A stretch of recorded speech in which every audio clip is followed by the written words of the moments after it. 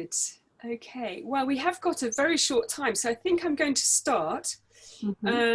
So welcome to you all. Thank you so much for coming on our Conversations That Matter.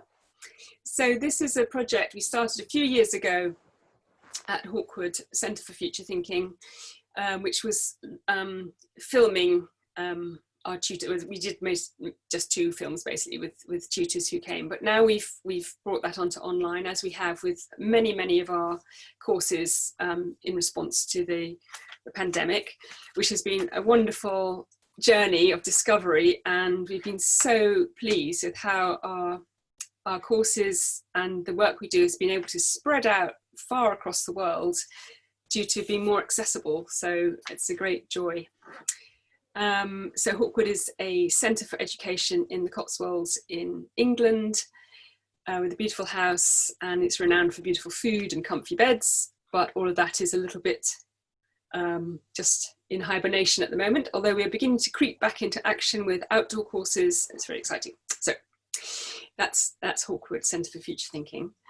If you have any technical questions or difficulties during the call, you can go on to participants. Somewhere on your screen you'll see participants, and then you could make a message to Miriam, who is our technical team member. She's also at Hawkwood.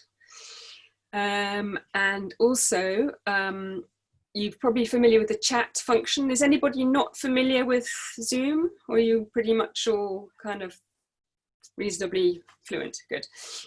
So if you have a question arising, please feel free to, hello there.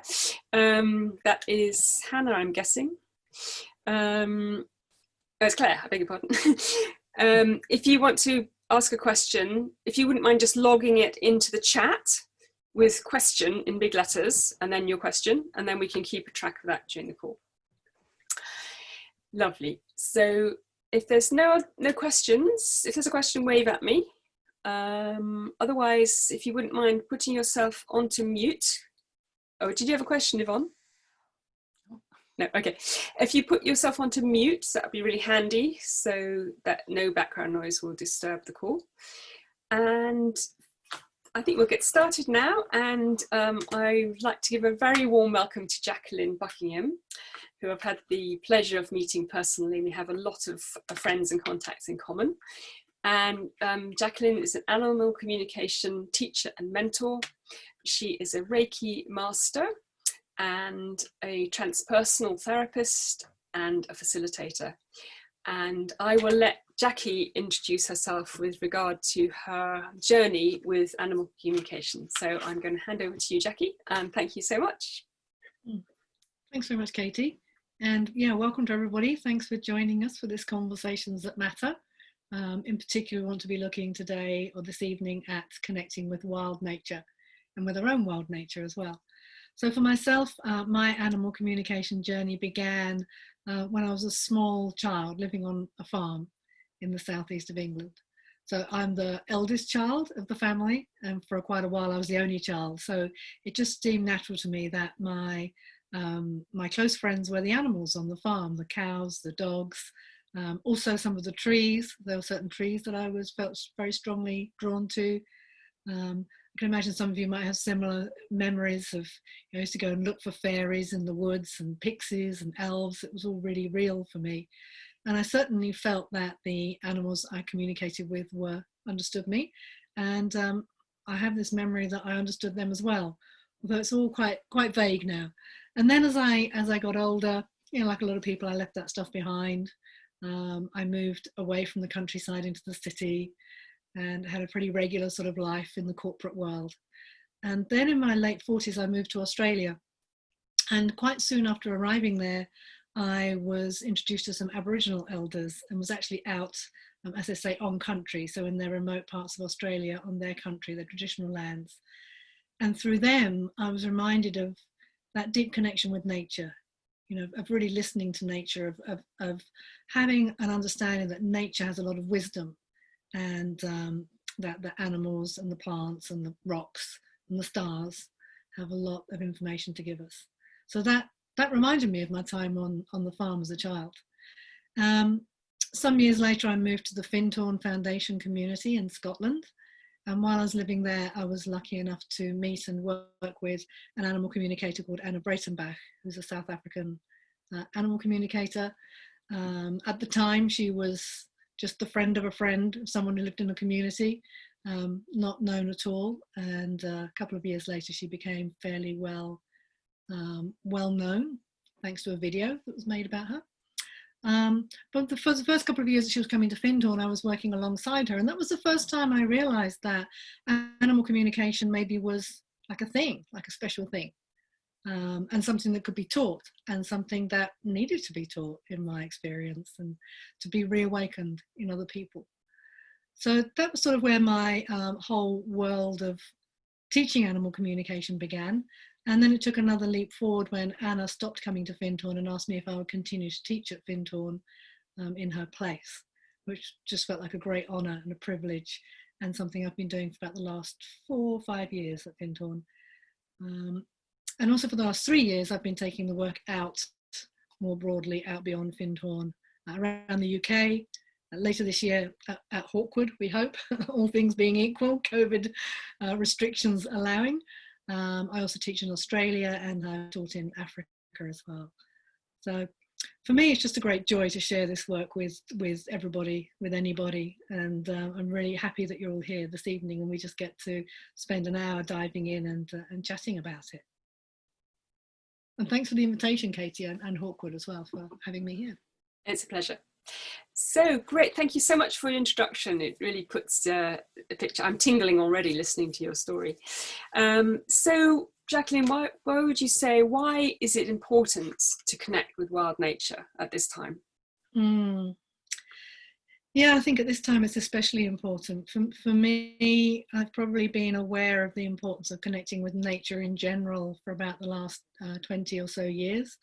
The more I become aware of the changes that are happening in the world, and a lot of my experience, a lot of disconnection from nature. And I'm really happy that in recent years, it feels like there's more of a movement towards reconnecting with nature. You know, we hear about forest bathing in Japan, and you know, many other similar things. Wilderness schools, forest schools are much more popular now among children. But why it's so important for us, you know, nature is, you know, we're nature, we're part of nature. We talk about nature as if it's something somehow separate from us, you know, but we are nature, humans are nature as well. We're part of that whole ecosystem. But I think it's very easy for us to forget that sometimes. And yet when we go back into nature, you know, there's this sense of just something feels really right. And I think everybody, it doesn't matter how urbanized we've become, how much time we spend, you know, in the city or at a desk, as soon as we go back into nature, it rejuvenates us and it nourishes us. So from a personal health point of view, I think it's really, really important.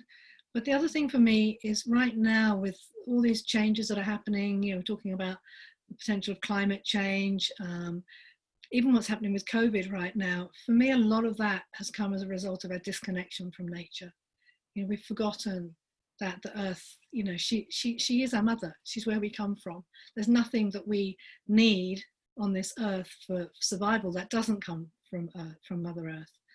And so I think if we can reconnect with nature, remember how much we love nature and how much we really care about it surviving, then my hope is that that's what's actually going to make people want to change some of the ways that we live and some of the ways that we treat the planet and we treat animals. Yeah, that's beautiful. And do you have a sense that during this period of the pandemic and lockdown and all the other challenges, which have in some ways been a lovely rest as well, do you have a sense that the connection with the animal world is sort of perhaps awakening a little bit more amongst people? Yeah, certainly I've heard that. A lot of people talking about how getting out into nature has been a salvation for them at this time. You know, people who have easy access to nature have just been counting their blessings that they have that. And people who don't have such easy access have been really striving to get out there, get out into nature. You know, every time we had a good weekend in the UK, and I know the same was happening in Australia because I was in Australia for the first part of lockdown. Anytime there's a bit of decent weather, everybody flocked to some beautiful nature place, whether it was a beach or whether it was the Lake District or the Peak District. The place was just heaving with people trying to get out there, trying to get into nature, just desperate to reconnect with something that makes sense, I guess. Something that's outside of the sort of human constructs and human dynamics. Yes, and I've also heard that domestic animals also have featured very much in people's experience of lockdown, like chickens, people buying chickens and puppies and all these things. So I think it's not only the wider nature, but it's also in the home and that relationship. And I know you have a dog that you're very close to. So bring it more specific. Could you tell us a story about a connection you have with a particular animal? Yeah, I don't. So actually, I have a cat on the farm rather than a dog, and so I suppose she's probably my closest connection with nature on a day-to-day basis. But in terms of a special connection I've had with nature, one of my most precious connections was a moment I had when I was working in Africa, and we were out. We'd arrived early. I was leading a safari, an animal communication safari out there, and myself and the guide arrived there a day early ahead of everybody else, and we were out on a little sort of reconnoiter session to just work out where things were, and the drivers were showing us around, and we came across a couple of lionesses, and there were two jeeps. There was a jeep in front of us that had the tourists, mostly Americans, with their cameras, standing up taking lots of photographs of these lionesses, and myself and the guide were in another jeep just behind them, just kind of having our own quiet conversation. And as we pulled up next to these lionesses, I just had this most amazing connection with her. I was just blown away that we were so close, and she was looking straight at us, and I just held her gaze, and I was just sending her love. I had so much love for her and so much appreciation that she was right there in front of me, and maybe not even 50 meters away. And it just felt like such a privilege, and I was just overwhelmed by the experience. And she just looked at me, and it just felt like we held each other's gaze for what felt like minutes, was probably only seconds. And then after a little while, she just dropped her head down back onto her paws and just carried on dozing. And there was another younger lioness with her who we found out later on was her niece. And I was just started to check in with the other lioness, and I started to ask her a few questions like, who are you and how are you related? And she told me she was related to this other lioness, and she also said she was with her because the older lioness was a really good huntress. And then a bit later on, the driver guide was telling my colleague that this was an auntie and a niece, and that the older one was a really good huntress. So that was just really nice to kind of have that affirmed straight away. And later on the next morning, my colleague said to me, he said, that was an amazing moment you had with the lioness yesterday. And I said, well, what do you mean? And he said, well, she's a wild animal. There was a jeep in front of us full of loud camera shutters going, people talking. No one was trying to keep their voices down. We were having quite an animated conversation in the front of the jeep that you were in. And yet the lioness wasn't distracted by any of that. She was just looking at you. And that was really, really unusual behavior for a wild animal like that. So that felt really, really precious. Amazing. That sounds awesome. And do you feel that particular encounter changed something about the safari that you were then leading? Do you think it did that make a difference for your experience? Yeah, I think it did for me. Certainly we encountered those lionesses again later on. We heard that they had been seen moving around, that they were hunting. And so our driver guide was trying to find them.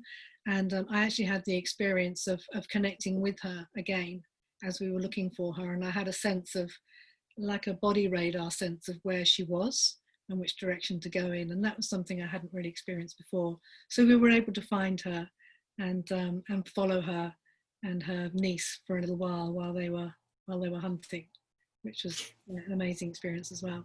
It's just lovely to think of an auntie lion and her niece, the idea of that sort of family dynamic is just so lovely. Yeah. And did the people who started off on the safari with their cameras and very kind of in a way in their human mode, did they shift and change during your safari? So the people that came on our on our program were there, for the animal communication. They came with a much greater sense of understanding, I would say, already within them. But one thing I did notice in particular was it were our driver guides, the local Namibian drivers.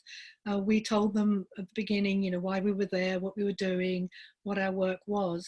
And we also explained to them that when we were going out on the safari part of the week, that we weren't there to just hunt the animals for photographs. That wasn't why we were there. So anytime we saw an animal, it was really important that we didn't just dive straight in with lots of information, lots of facts. People wouldn't be taking photographs straight away, but the most important thing was just for us to be quietly in proximity to the animal. That was our first priority. So the first time we went out on a drive, the driver that was in our vehicle, we found some elephants, and so he pulled up next to this elephant and he started off straight away, oh, this is a bull elephant, and da da da da da, and off he went on his autopilot mode, and I just reached across and just put my hand on his arm. So there's a way of just reminding him, and he went, oh, and then he stopped talking, and everybody was just with the elephant. And then I noticed at the end of the week, when we were out on a drive, I was with the same driver. We came across some giraffe that time, and he just cut the engine about 50 meters away from them and just let the vehicle drift slowly up to the giraffe.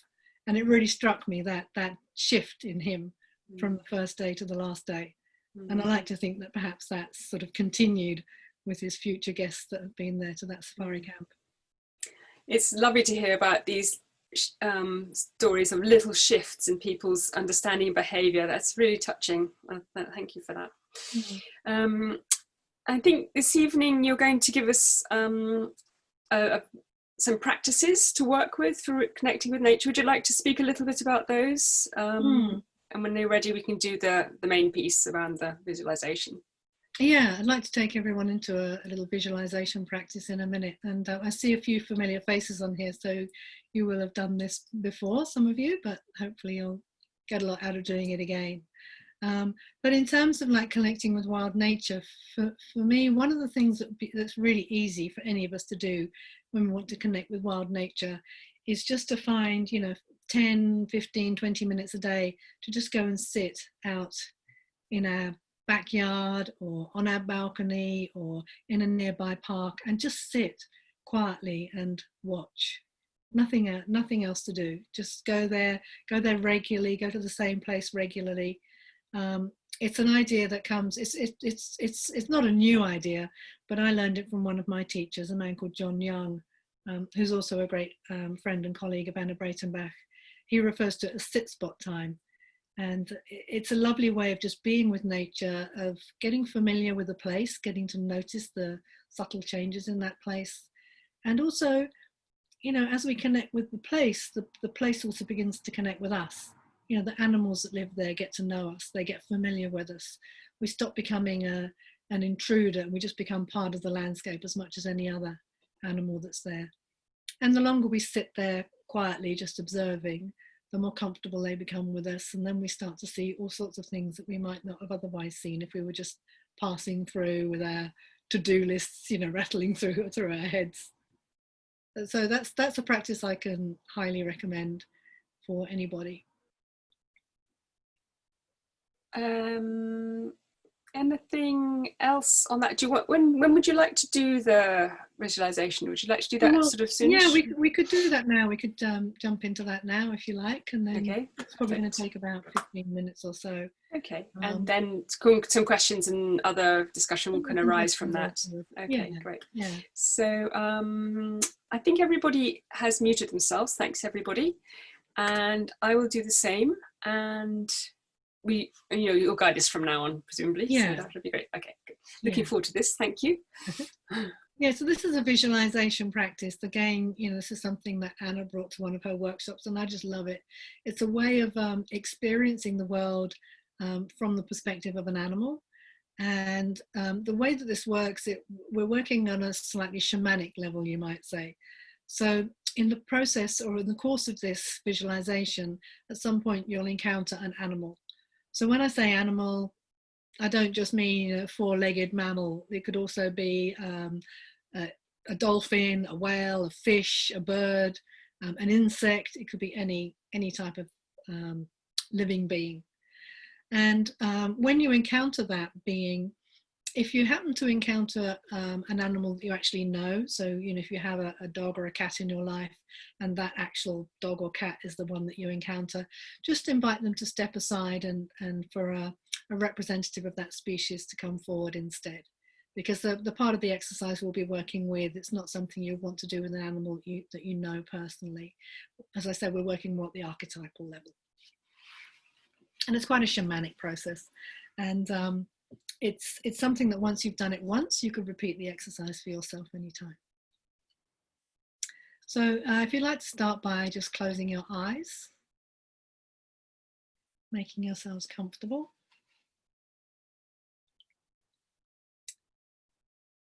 And turning your attention to your breath for a little while. Watching your breath moving in and out.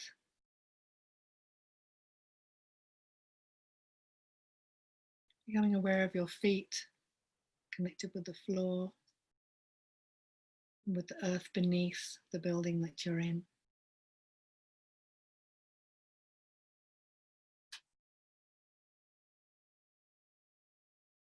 Just be aware that wherever you are outside that building, you're surrounded by nature. The sky overhead, the trees nearby, the earth below you.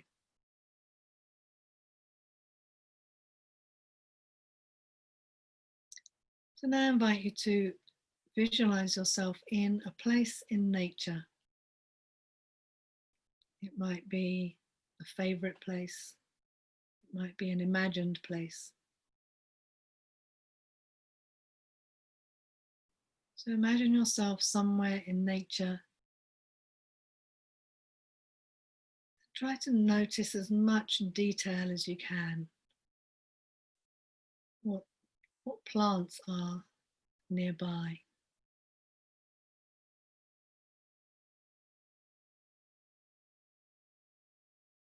What is the covering on the ground? Is there grass or sand or pebbles?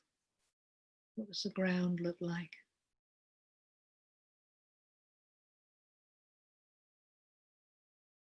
How is the sky overhead? Is it clear or cloudy?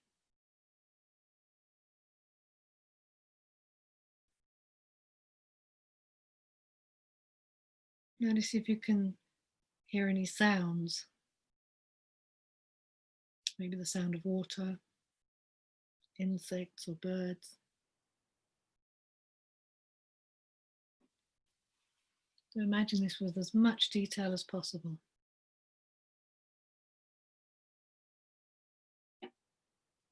Can you feel the sun or the wind on your skin?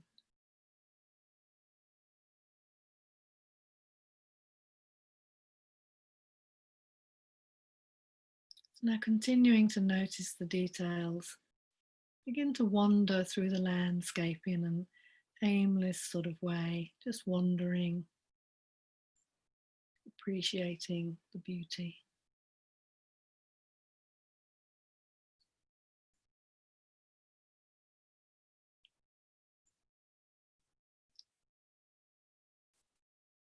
And then you notice in the distance an animal. And as you notice them, you realize that they've also seen you. And immediately you feel their happiness to see you. You feel them welcoming you into this place.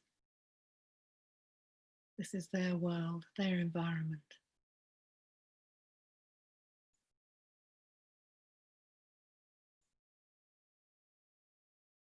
So continue to walk towards one another.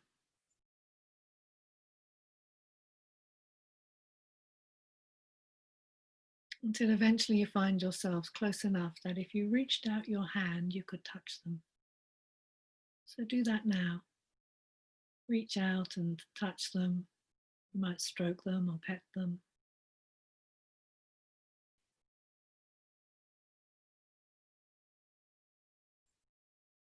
And as you do that, noticing how they feel under your hand. Are they warm or cool?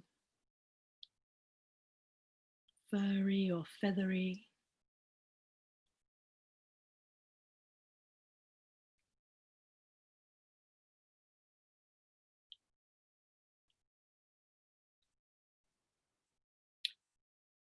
And as you keep stroking them, you begin to notice that your hand is starting to merge with their body.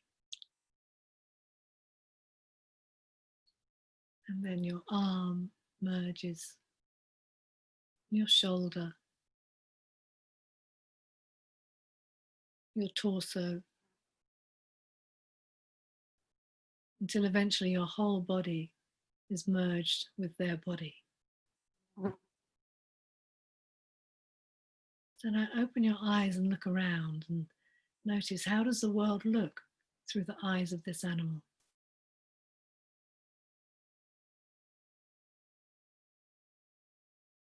Are your eyes still on the front of your head or on the sides of your head? And how is your sense of vision? Is it stronger or weaker than it was as a human?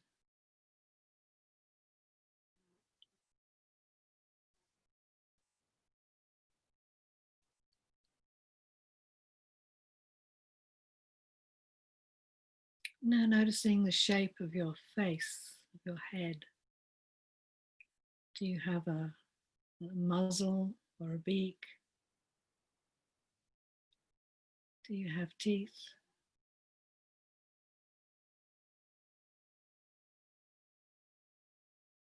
Where's your nose and what's your sense of smell like?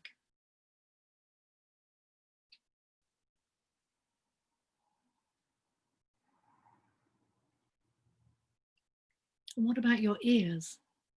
Are they still on the sides of your head? Maybe they're on the top of your head now. And perhaps you can turn them to catch the different sounds from different directions. You might try playing with that.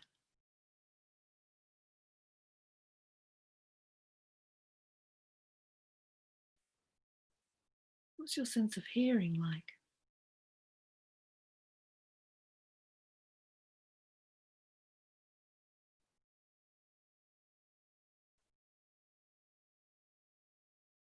Now notice the rest of your body.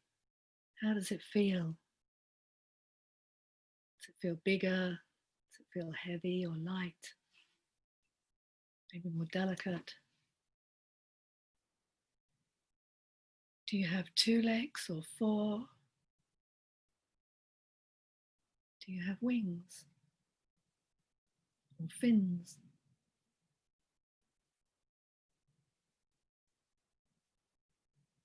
And how about a tail? If you have a tail, you might try moving it and seeing how that feels.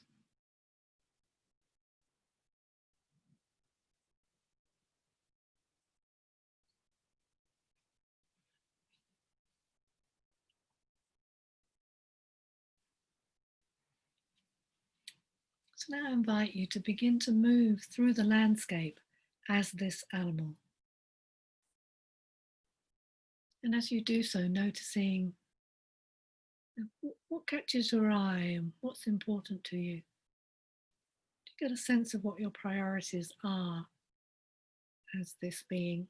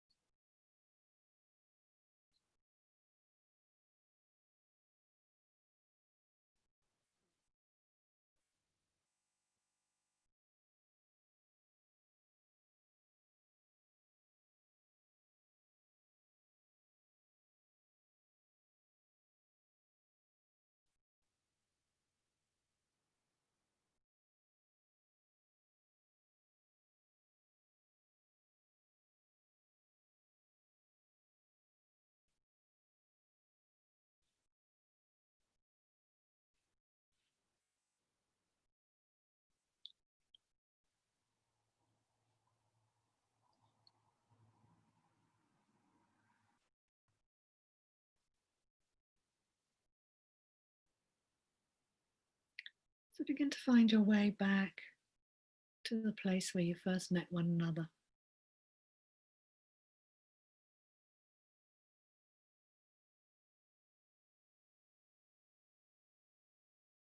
And then consciously separating yourselves once more so that you find yourself standing together again, side by side.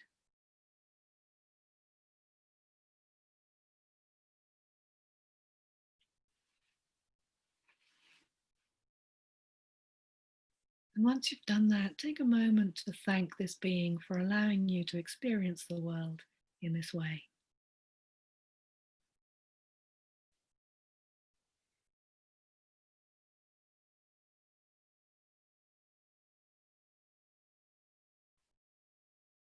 And then taking your leave, turn and walk back to the place where you first arrived in this nature setting.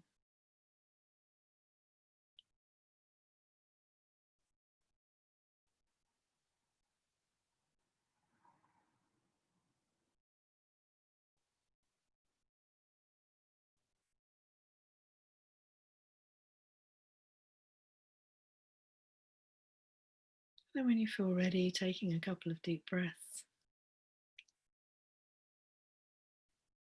Bring your attention back to this time, this place, this moment.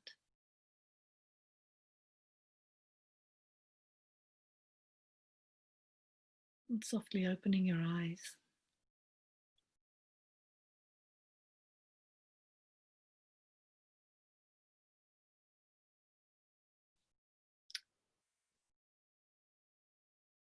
So welcome back. Welcome back to this reality. I'd like to give you all a moment, if you have note paper or just on your computer, if you wanted to make any notes just on some key points of that experience while they're still fresh in your mind, anything you want to jot down so that you don't forget it. Let's take a minute or two to do that.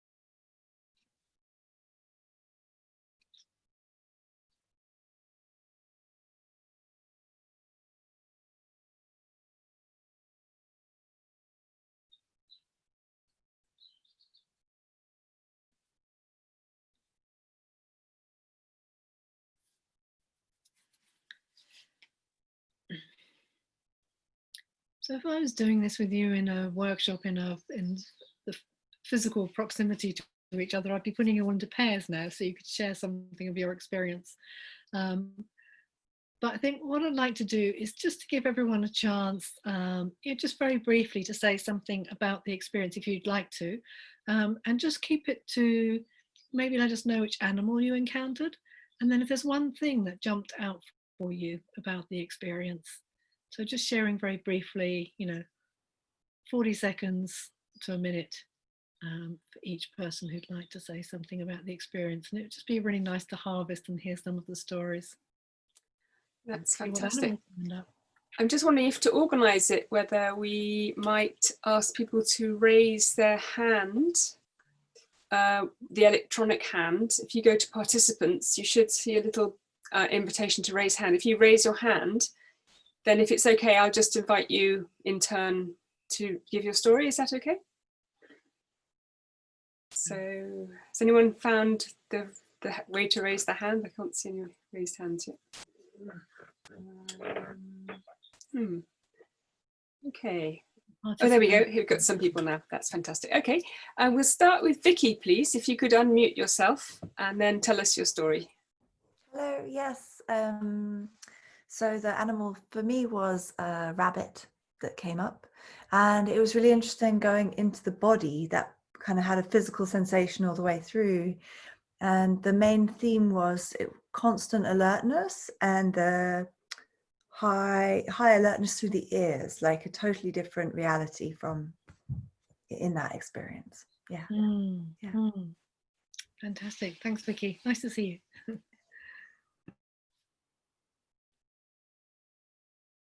Who have we got next? Claire. Looks like Claire's next. Hi. Hi, Claire. I was a goat, and something interesting I realized, there are a lot of goats that walk around on the cliffs out here. And as me, I was still afraid of being on the cliff, but as the goat, I wasn't afraid. It was more a fact of, the height was a fact of the landscape and not something scary. Right. That's beautiful. And did you notice, did you feel quite sure-footed as the goat? Were you moving around on the mountainside of the goat? Yeah. Beautiful. Thanks, Claire. Do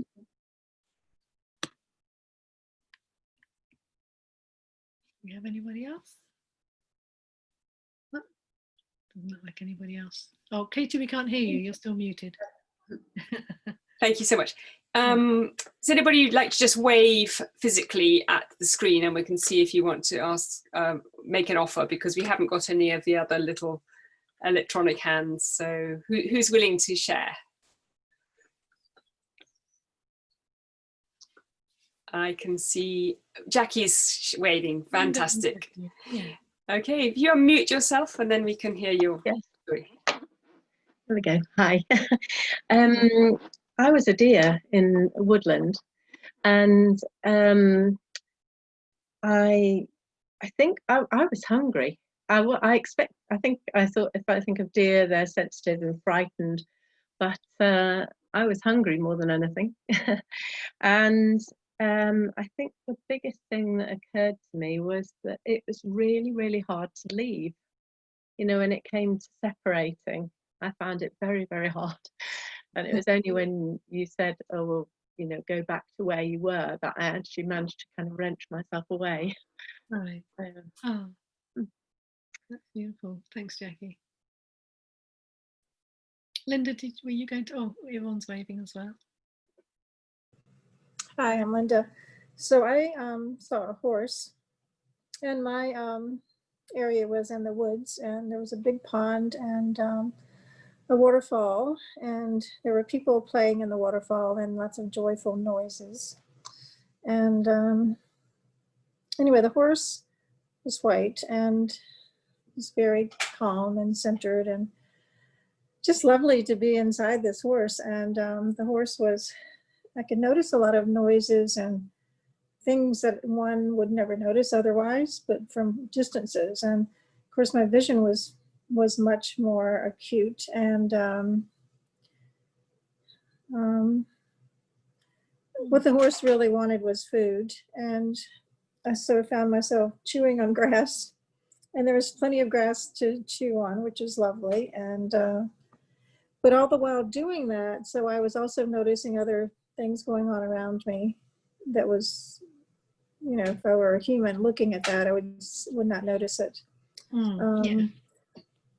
Also, I noticed that there were a couple of butterflies flying around my head, and we were like communicating with each other, talking. I don't know what the words were, but there was certainly a communication there.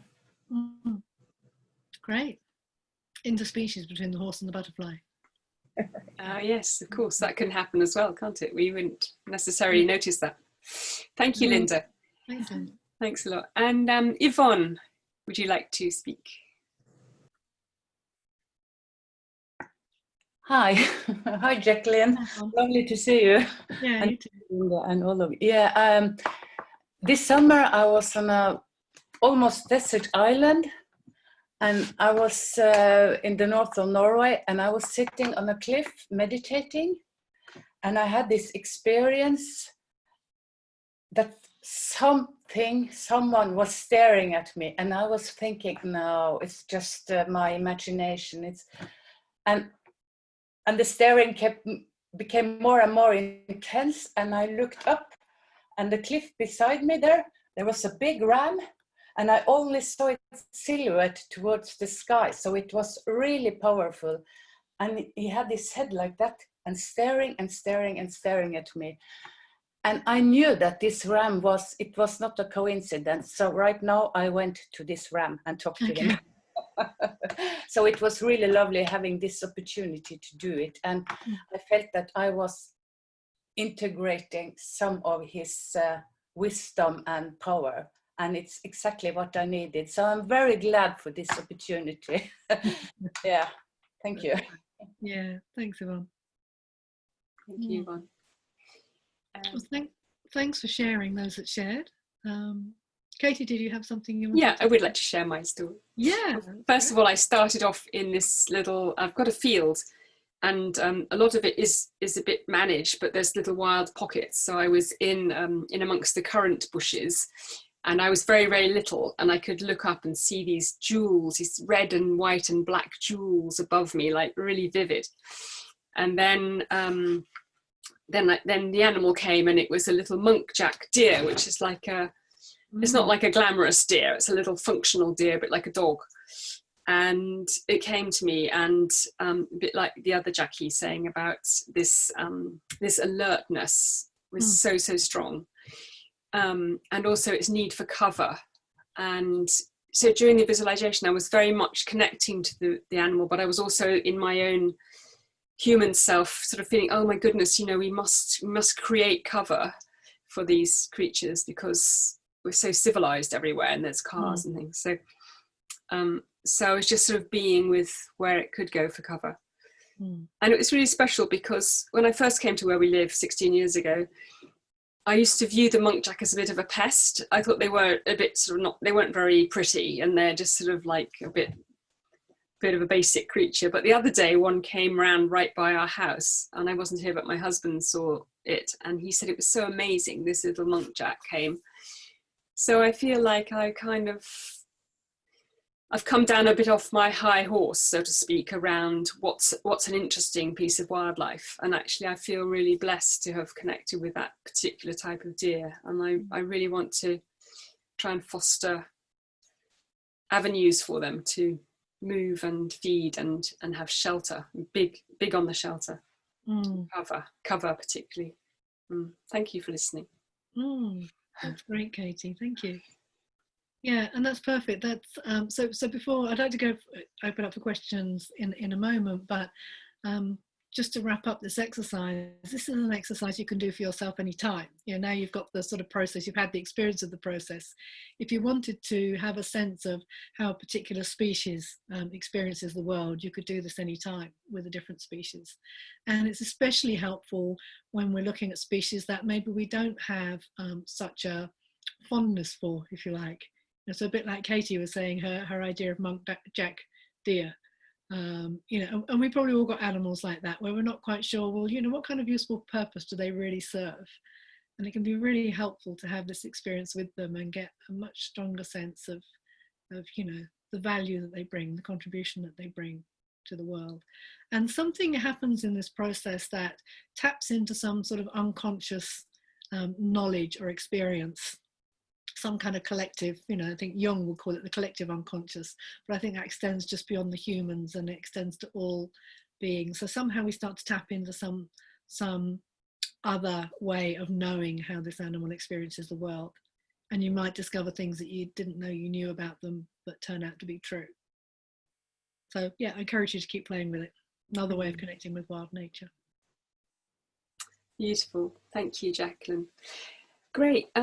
So we have time for questions. We've got about, not that long, about 10 minutes. So has somebody got a question they'd like to ask, or perhaps something else they'd like to share while we're together? I'm sure you have. perhaps you're working with animal communication already and you want to offer something into the forum. Oh, I can see someone there. Hannah. Hi, Hannah. Come on in. Hi there. Thanks so much. My question is just a practical one. When I spend time with our dog or our cat, how do you have any tips on how to establish that communication? I try and be with them, and I try and ask them a question, but sometimes I just get the feeling they're not interested. They just wander off, and then it would be great to understand how to do it, basically, how to get that communication. Yeah. Well, I'll give you a kind of overview of it. It's not something I can really go into a lot of detail right now, because it's something that takes quite some time to explain in enough detail to do it well and do it frequently. But essentially, first of all, when you talk about the dog, not seeming to be interested and, I don't know, wandering off or doing something else, or just not wanting to connect with you, that's a very so animals can multitask really easily. When they're always communicating like this, they're always communicating telepathically, which is what animal communication is at the end of the day. It's telepathic communication, and animals do it all the time. It's really only humans that have forgotten how to do it, or we've stopped prioritizing it. We've stopped making it one of our main forms of communication. So we're the ones that need to relearn it, but the animals don't. So for them, it's quite easy to wander off, go and eat, go and do something else. And it doesn't mean they're not communicating with us anymore. So that's the first thing, just to take that out of the equation. Just because he wanders off doesn't mean he's not chatting to you. And a really simple way of connecting with an animal is to focus on your heart, like connecting from your heart to their heart, like a heart-to-heart connection, because that's really where the communication happens. It's where the telepathic communication happens. It's not, we tend to think it's in the head, but it's not. It's actually at the heart level. And I recently discovered, I looked up the meaning of the word telepathy, and it actually means tele means distance, and pathy or pathos means feelings. So it's actually feelings over distance. I always used to think telepathy was about, mind reading, mind to mind, reading someone else's thoughts, but it's actually not. It's about connecting with feelings. So yeah, sitting with your dog, making a heart-to-heart connection, imagining like a little bridge of light connecting your heart to your dog's heart, and then just being with them in that way. And over time, you'll start to build that connection more and more. Thank you very much. Thanks. I'll keep going. Yeah. Keep trying. Yeah, keep trying, absolutely. Brilliant. Thanks very much. Thank you, Hannah. Okay, great. I've got another question coming through, which is from Miriam. How do you feel about humanizing communication? Does something get lost here? So I'm not sure what you make of that question, but what's your answer? Yeah. Gosh, that's quite a big one. There's a lot of different aspects to that question, so I'm not 100% sure which aspect Miriam's asking about. So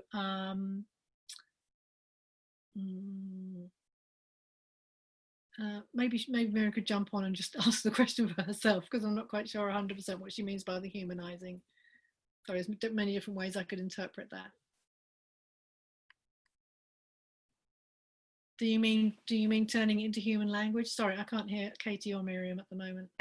I'm not quite sure whether she's able to come on just now. Oh, okay. So. Okay, so if you mean putting the animal's words into human words, then yeah, there's a subtlety that's really hard to turn into human words. There's something about animal communication, the more you practice it, the more you just kind of know what the animal is trying to say. And it's very hard to then sort of put that into words. That there is a subtlety that gets lost in the process, unfortunately. The tricky part is making sure we don't add anything to the communication that we've received.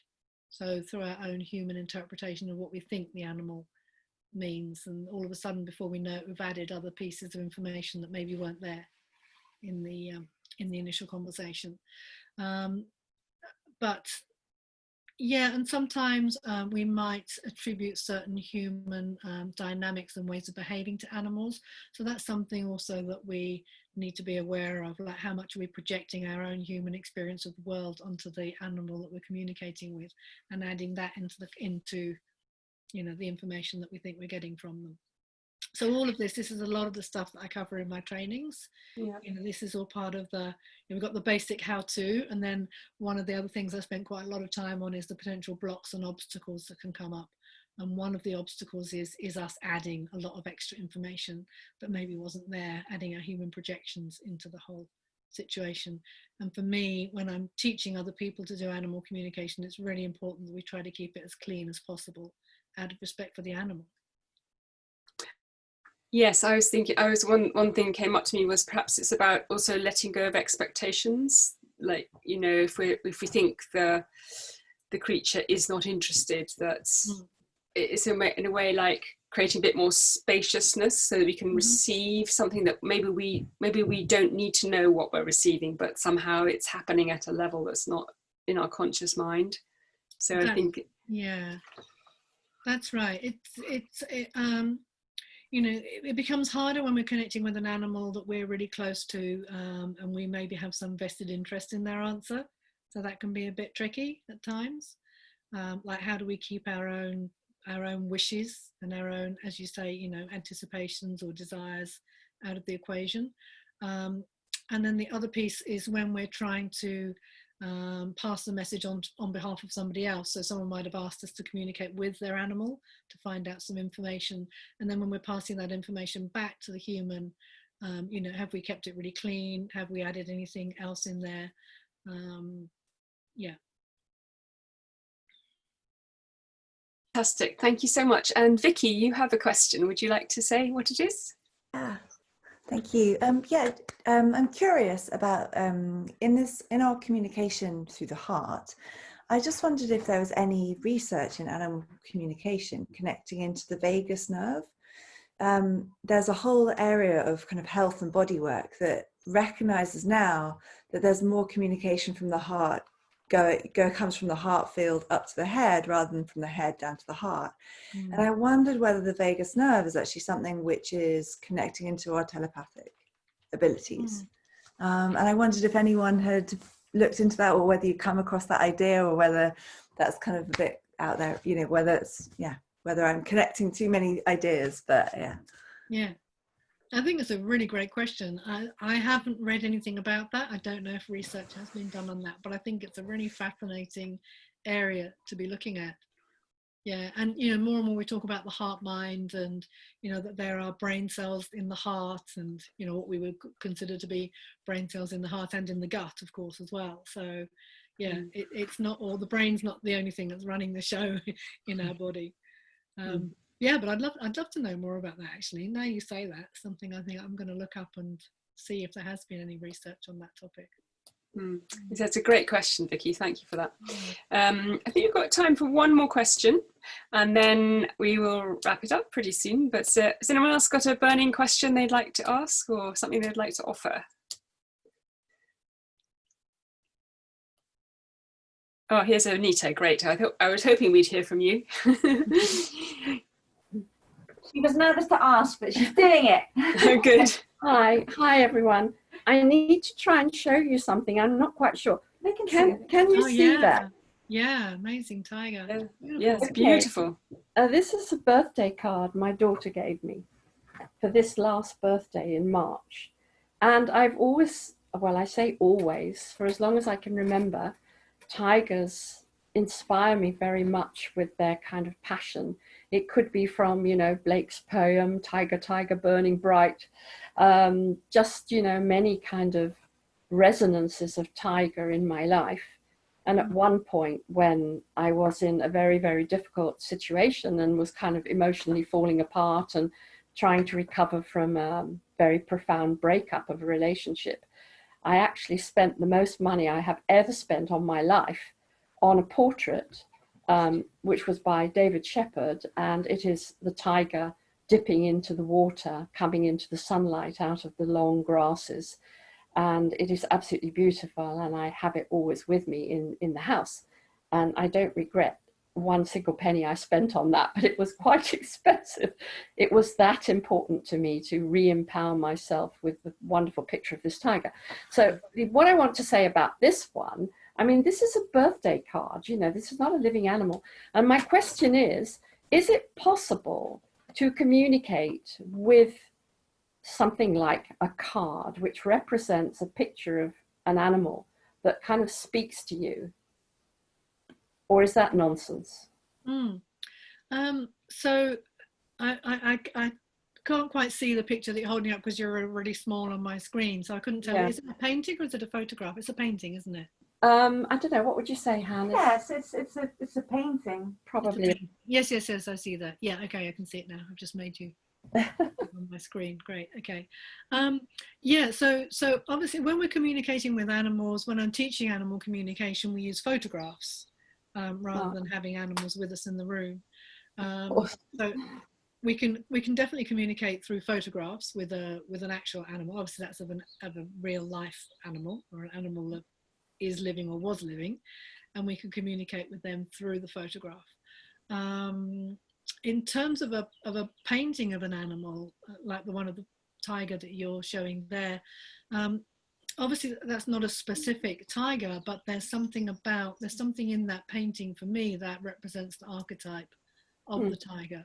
So I would say there's definitely something that you could connect with there that will pick up a lot of information about the tiger archetype. Yeah, for sure. Yeah, because I mean, why you have such a strong resonance with it, and why that painting that you described so beautifully will be so powerful for you as well. Yeah, because I've got into the habit now. She's on the mantelpiece, the tiger. Yeah. And every day I can consult and I get feedback of what's going on and what she thinks about it. It's great. Yeah, and in a way, in the same way that, many cultures work with animal totems. It's, that's also, I guess, what you're doing there with that image of the tiger. Yeah. Thank you. Yeah. Oh, hi, Linda. We're actually at time now, but is everybody okay for 2 more minutes? So we have Linda's question and then a little wrap up. Was that okay? Okay, great. Thank you. Go ahead, Linda. My question is just really quick. So because it's just a painting of an animal, couldn't a person just communicate with the animal, that whole species of the animal? It doesn't have to be like getting feedback from the animal, but maybe sending it love, or the whole species of tigers. Yeah, you can communicate with the species just by bringing that species into your conscious awareness and just focusing on them. You'd be able to send a message out to all tigers or all elephants or all whatever. Ask them a question, as you say. But I guess the way that Anita's working with this particular tiger is more in this kind of personal, like more of a direct shamanic response. But yeah, absolutely, you can communicate with any species at a species level, as well as with the individual animal at the personal level. Great. Thank you, Linda, for your question, and thank you, Jacqueline, for your answer. Wow, it's been amazing. I feel really tingly about the potential of this work, or this play. Would you like to speak about your courses coming up, Jacqueline, or would you like me to do that for you? Yeah, well, I've got a series of 3 evening classes coming up at the end of September that Hawkwood are hosting, so it's going to be online again. So it's a series of 3 weeks. I think it's on a Wednesday. Wednesday, yeah, 5:30 to 7 on Wednesday 23rd, and the other 2 after that. Yeah. So that's going to be looking, a little in more depth than we have today. It's not as much depth as I would go into in my weekend workshop, but it's certainly a really great way to get a good taster of what animal communication is. If you think it's something you might be curious about, just sort of dip your toe in and see how the water feels, and it feels like something you'd like to dive into more deeply. Then later on in the year, at the end of October, I've got a weekend in-person residential workshop at Hawkwood. you know, all things being equal and Boris Johnson and the health professionals permitting. That's the plan. Great. Good. Well, all I can say is thank you all very, very much for coming. And if you're watching this on a recording, I hope you get a lot out of the recording as well. If you are able to make a contribution, there's a link in the chat. And if you'd like to book onto Jacqueline's future courses, please go to our website. So let's just take this experience into our hearts in gratitude for being together and receiving and sharing the wisdom of animals and nature.